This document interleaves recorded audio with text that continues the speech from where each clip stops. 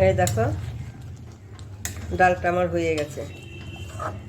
এখন আমার এটাকে আমি এখন নামিয়ে দিচ্ছি। টমেটো সিদ্ধ হয়ে গেছে। এই যে দেখো, আগে টমেটো দিলে কি হয়, ডালটা না সিদ্ধ হতে চায় না, ওই জন্য আমি আগে টমেটোটা দেইনি, পরে টমেটোটা দিয়েছি। আমি আজকে মুসুর ডাল করব। কীভাবে করব দেখি। প্রথমে আমি কি করব, মুসুর ডালটাকে ভিজিয়ে নিচ্ছি, ভালো করে ভিজিয়ে ধুয়ে নেব এটাকে, যেন উপরে এই যে একটা সাদা সাদা ভাব বেরোয়, ওইটা যেন না থাকে। ছোটো দানের মুসুর ডালটা খেতে কিন্তু বেশি টেস্টি হয়। সবসময় মুসুরের ডাল দেখবে অনেক রকম পাওয়া যায়, সব থেকে যে ছোটো দানা হয় সেটাই কিন্তু খেতে ভালো লাগে, ওই দানাটা কিনতে চেষ্টা করি।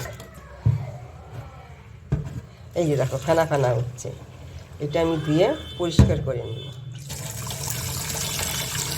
আমার তেলটা গরম হয়েছে, এখানে আমি এখন মুসুর ডাল করবো। তো এই যে কালো জিরা ফোড়ন দিলাম, এর মধ্যে আমি দিয়ে দিলাম পেঁয়াজ, কালো জিরা পেঁয়াজ, আর দিচ্ছি আমি এই যে শুকনো লঙ্কা একটা। শুকনো লঙ্কাটা আমার একটু আগে দেওয়ার দরকার ছিল, আমি ভুলে গেছি, তাই একটু পরে দিয়েছি। এটাকে আমি একটু ভেজে নেব। আমার পেঁয়াজটা এরকম ভেজেছি, ভেজার পরে এই যে ডালটা আমি ধুয়ে রেখে দিয়েছিলাম, এই ডালটা আমি এখন দিয়ে দিলাম, একসঙ্গে আমি এটাকে ভেজে নেব।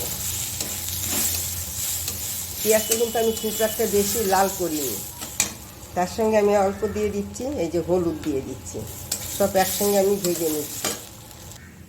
আমি এটা মুসুর ডাল দিয়ে করছি, দেখো ডালের কালারটা এখন পরিবর্তন হয়ে গেছে অনেক। এই যে এখন আমি কি করব, এর মধ্যে আমি গরম জল দিয়ে দিচ্ছি। এই যে ঠান্ডা জল দেবে না, তাহলে কিন্তু ডালটা সিদ্ধ হইতে অনেক সময় নেবে। প্রথমে অতিরিক্ত জল দেবে না, তাহলে কি হয়, ডালটা সিদ্ধ হইতে সময় নেয়। অল্প জল দিয়ে তারপরে কি করবে, একটু ঢেকে দেবে। আর আহিয়াটা হাই হিটে রান্না করবে না, মিডিয়াম হিটে ডালটা করবে। আমি এখন এটাকে ঢেকে দিচ্ছি মিডিয়াম হিটের মধ্যে রেখে। এখন আমি ঢাকনাটাকে খুলে দেখি কেমন হয়েছে। এই যে এরকম হয়েছে, মনে হচ্ছে সিদ্ধ হয়নি এখন। ওই যে দেখা, আর একটু জল লাগবে।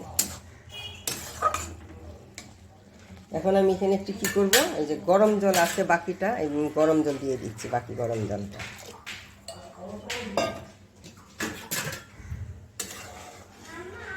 দিয়ে আমি আবার ঢেকে দিচ্ছি।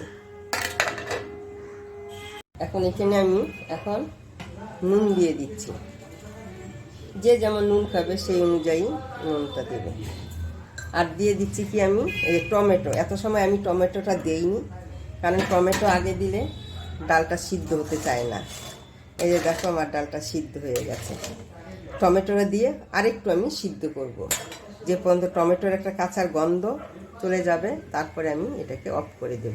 এই যে দেখো, এখন আমি এটাকে ঢেকে দেব আবার।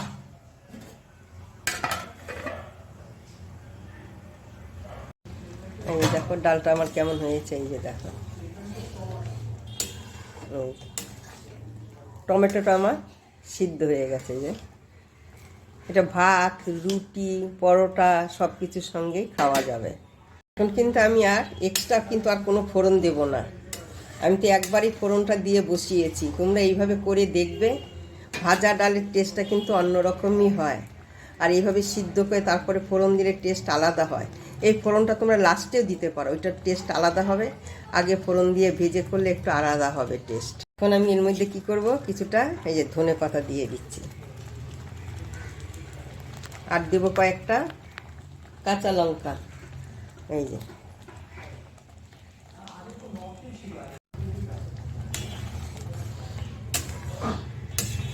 এই যে আমার এটা হয়ে গেছে। এখন আমি এটাকে নামিয়ে দেব।